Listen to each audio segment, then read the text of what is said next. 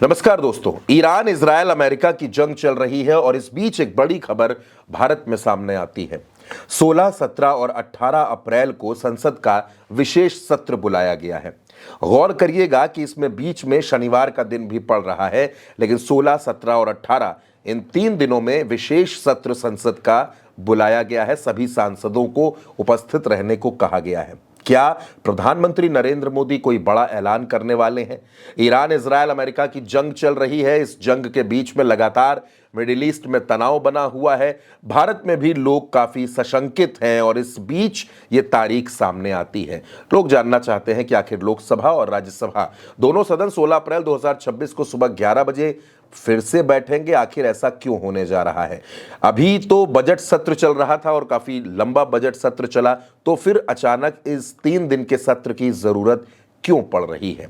इस सवाल का जवाब जब हमने खंगालने की कोशिश की तो पता चला कि सरकार इस विशेष सत्र को महिला आरक्षण कानून यानी नारी शक्ति वंदन अधिनियम कॉन्स्टिट्यूशन 106 अमेंडमेंट एक्ट 2023 को जल्द से जल्द लागू करने के लिए बुला रही है। 2023 में महिला आरक्षण बिल पास हुआ था, लेकिन यह परिसीमन यानी डीलिमिटेशन के बाद लागू होगा, जो 2027-28 के आसपास होने की उम्मीद है। सरकार अब संविधान संशोधन बिल ला रही है, जिससे लोकसभा की सीटों की संख्या 543 से बढ़ाकर 816 की जा सके। इनमें से 33% सीटें, लगभग 273 सीटें महिलाओं के लिए आरक्षित हो सके। मकसद है महिला आरक्षण को 2029 के आम चुनाव से पहले लागू करना, बिना पूर्ण परिसीमन का इंतजार किए। तो दोस्तों, संविधान संशोधन विधेयक पास करना इस विशेष सत्र का मुख्य उद्देश्य है।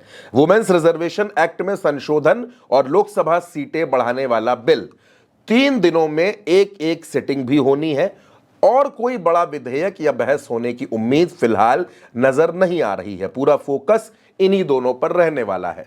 विपक्ष की आपत्ति यह है कि कांग्रेस और कुछ विपक्षी दल इसको मॉडल कोड ऑफ कंडक्ट का उल्लंघन बता रहे हैं। उनका कहना है कि पश्चिम बंगाल और तमिलनाडु में विधानसभा चुनाव अप्रैल के आखिर में हैं या होने वाले हैं। सरकार इसे राजनीतिक फायदे के लिए इस्तेमाल कर रही है।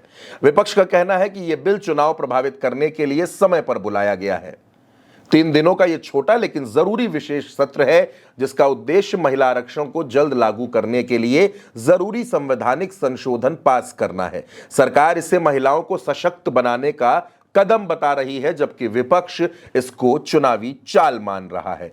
तो दोस्तों, अब हर किसी की नजर इस सत्र पर है, जो 16 और 17 और 18 अप्रैल को बुलाया गया है। संसद का विशेष सत्र, लोकसभा और राज्यसभा का यह सत्र बुलाया गया है। अब देखना यह होगा कि इन 3 दिनों में सरकार क्या फैसला लेती है, कौन से संशोधन होते हैं, क्या ऐलान होते हैं।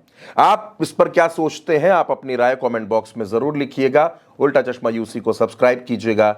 नमस्कार।